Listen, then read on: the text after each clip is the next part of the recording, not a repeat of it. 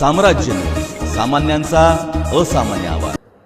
Tamalwadi police ठाण्याच्या हद्दीत एक अत्यंत धक्कादायक आणि संतापजनक घटना उघडकीस आली आहे। अवघ्या 13 महिन्यांच्या निष्पाप चिमुकल्या मुलीचा तिच्या चुलत्याने निर्घृण केल्याची घटना समोर आली असून या प्रकरणाने संपूर्ण परिसर हादरून गेला आहे। मात्र तामलवाडी पोलिसांनी अत्यंत वेगवान आणि कौशल्यपूर्ण तपास करत अवघ्या 24 तासात या गुन्ह्याचा उलगडा केला। 28 फेब्रुवारी 2026 रोजी महादेव माने राहणार गवळेवाडी यांनी आपल्या 13 महिन्यांच्या मुलीला अज्ञात व्यक्तीने घरातून पळवून नेल्याची तक्रार तामलवाडी पोलीस ठाण्यात दाखल केली।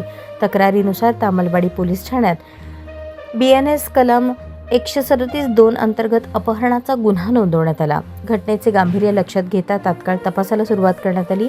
सहाय्यक पोलीस निरीक्षक गोकुळ ठाकूर यांच्या नेतृत्वाखाली विशेष पथक तयार करण्यात आले। परिसरातील CCTV फुटेज, शेजाऱ्यांची चौकशी, मोबाईल लोकेशन आणि इतर तांत्रिक तपास यावर भर देण्यात आला। गुप्त बातमीदारामार्फत मिळालेल्या खात्रीशीर माहितीनुसार संशयाची सुई पीडित मुलीच्या चुलत्याकडे शंकरेश्वर माने याच्याकडे वळली। पोलिसांनी त्याला ताब्यात घेऊन कसून चौकशी केली असता त्याने उडवाउडवीची उत्तरे दिली। मात्र पोलिसांनी चौकशीच्या दबावाखाली अखेर त्याने आपल्या गुन्ह्याची कबुली दिली।